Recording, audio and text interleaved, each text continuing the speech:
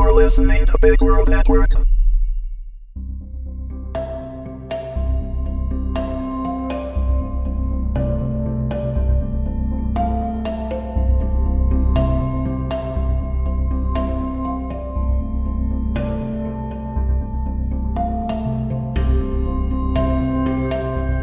Pathological Passion. Written by Jared and Lisa Kwan. Read by Wendy Herman. Episode 10. Over the course of the next several hours, Eric kept looking for Elise, but with no success.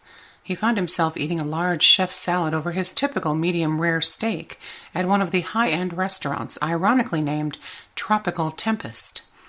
A massive fish tank divided the seating areas, and as he watched, Eric realized that Elise was sitting in the next section.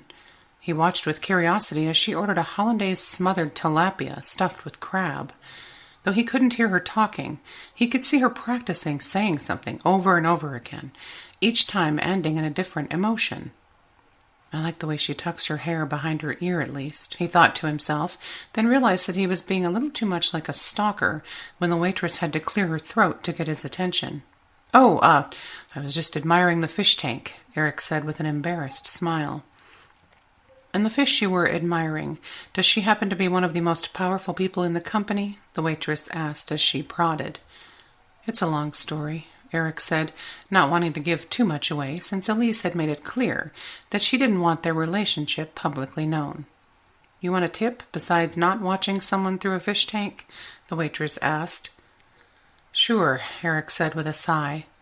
She is a huge fan of Colombian red roses and red velvet cake, if you ever get an opportunity to use those things.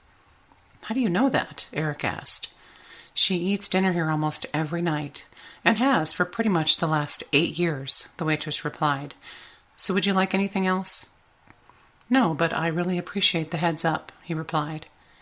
If things don't work out, maybe give me a call, the waitress added with a wink as she handed him a paper with her phone number on it. Eric smiled politely and then slid the number into his pocket. Then he stood up and pushed his chair in, trying as hard as he could to be discreet as he glanced one more time at Elise. I must be out of my mind, he thought. He knew it was getting late and ventured back to his room. He sat on the edge of the bed in the silk pajamas provided by the wardrobe, wondering to himself who chose silk and not standard cotton. He thought about Elise and began working through possible outcomes of their upcoming dream date. There could be a 40 to 60% chance he would do something dumb enough to warrant her wanting to kill him again. Nearly an hour passed before he decided that he had rehearsed enough possibilities, and finally lay down.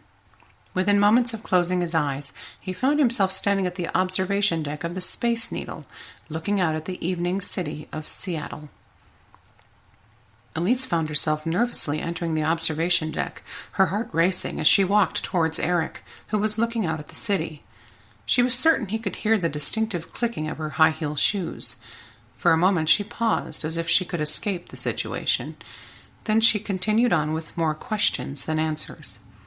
She stood just a few feet away from him for just a moment, when she cleared her throat to get his attention.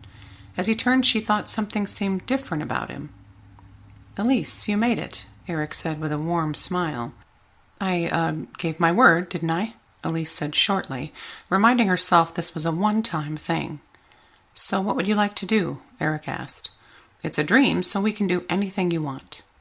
I figured that you would have something planned, she replied, since this is your idea and all. No problem, I have some thoughts. Just hang on and have fun, Eric said as he wrapped his arm around her waist.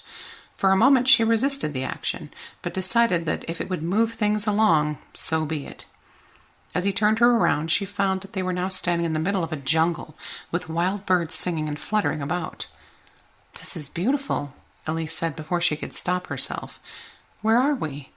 Madagascar. Almost every bird you see here is either extinct or nearly so. Oh, so which one is your favorite? She asked as she attempted to take it all in. That would have to be the slender-billed flufftail. It's that small one over there with a deep red head, neck, and tail, and a black stripe through the eye. Typically it would be in a swamp if they existed anymore, Eric said. Which one do you like? It's hard to choose, but I kind of like that little one over there with the brown hair and reddish beak, she said. That's a good one. It's a tiny Madagascar pygmy kingfisher. It tends to be in dry, deciduous forests. How do you know so much about birds? Elise asked. My dad taught me, Eric said simply. You know, let's do something I've always wanted to do. Okay, Elise said with some suspicion. I'm going to need you to trust me. It might be a little scary, Eric said calmly.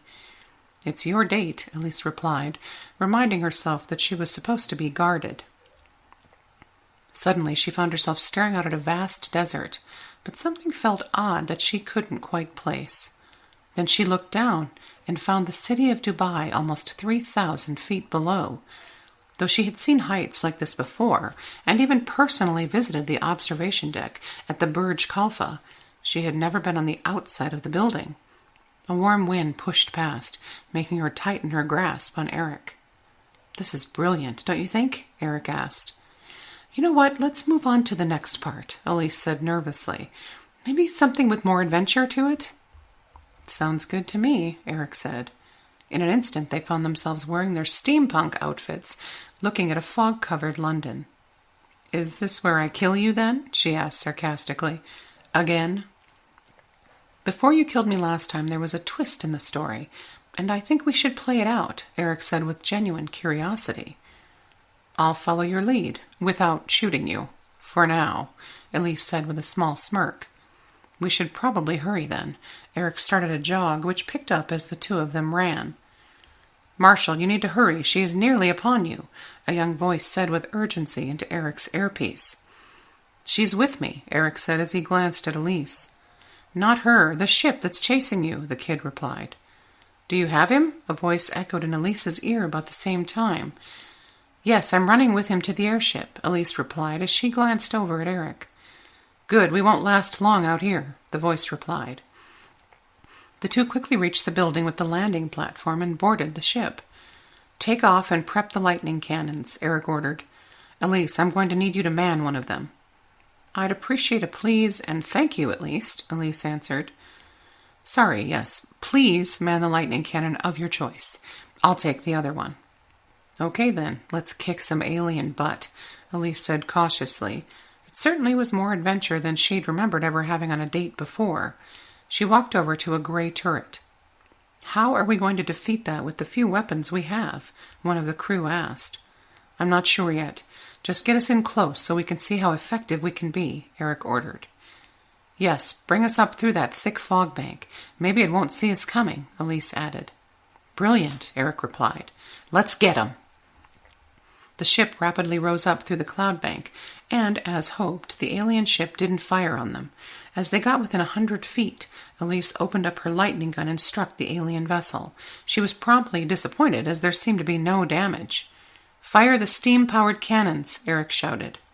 The small crew gave the alien ship a 2-cannon broadside, but again did no damage. Okay, any ideas? Eric asked. We have no choice but to board the ship and take it from the inside, Elise said with a spark in her eye. She grabbed a sword and pointed out the viewport at the ship. Prepare to board? Eric's order sounded more like a question. The airship swayed back and forth, dodging the laser cannons of the alien vessel. As they reached the top of the other ship, everyone was shocked to discover that it looked like a typical naval 1800s frigate, with sails and all. Forward! Elise shouted with giddiness. Eric found himself again enamored as she moved to the outside of their ship, then grabbed a rope to swing her way over to the alien vessel. He quickly followed after her. Countless robots, and what they assumed were the aliens, flooded the decks, and the two of them soon found themselves back to back, fighting for their lives. Lightning cannon! Eric shouted into his communications device, and instantly a bolt of lightning danced across the deck, streaming through one robot to another. The ship may have been resistant to the weapon, but the aliens and their automatons on deck were not. Eric and Elise soon found themselves with just one alien left. I surrender! The creature screeched. In moments, the rest of the crew from their ship boarded the alien vessel. The battle won. So we saved the city. Now what? Elise asked, panting beside Eric as they watched their crew take control of the ship. I know just the thing, Eric said. He grabbed her by the waist, and as he turned her around, Elise found herself on the edge of the ice at Rockefeller Plaza in New York City. She looked down and realized that she was wearing ice skates. Impressive, she said as she cautiously took a step out onto the ice. She let go of Eric's hand and started to slowly glide forward. I take it you've done this before, Eric asked. Yes, actually in this very place, Elise said as she closed her eyes for a moment and did a slow spin. She quickly became disoriented, however, and brought herself to a stop. That's awesome. I've been here too, just once, Eric said.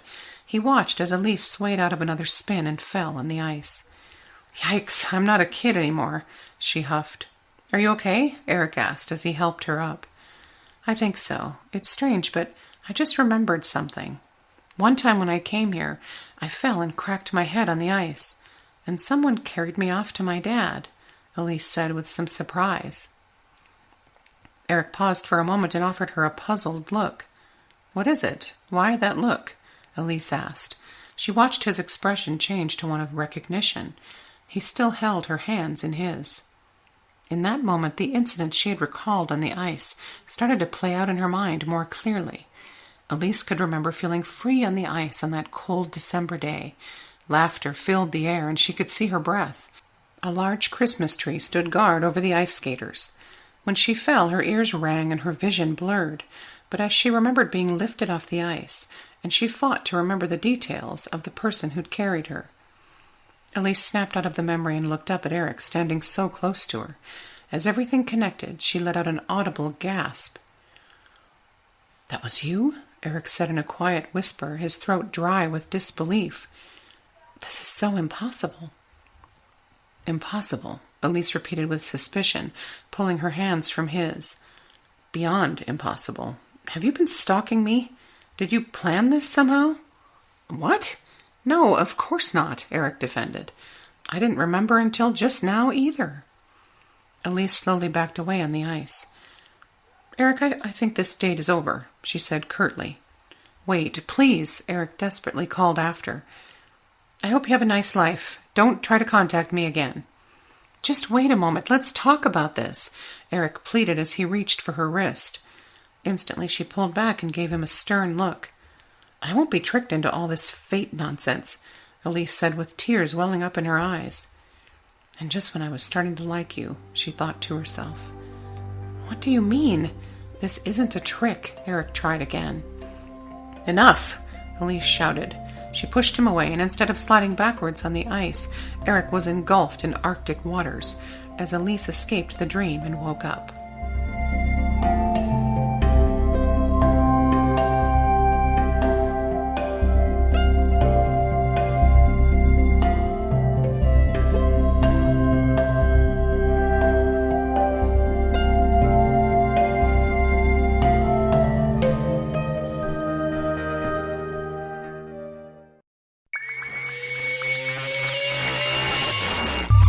You're listening to Big World Network. Music by Kevin MacLeod.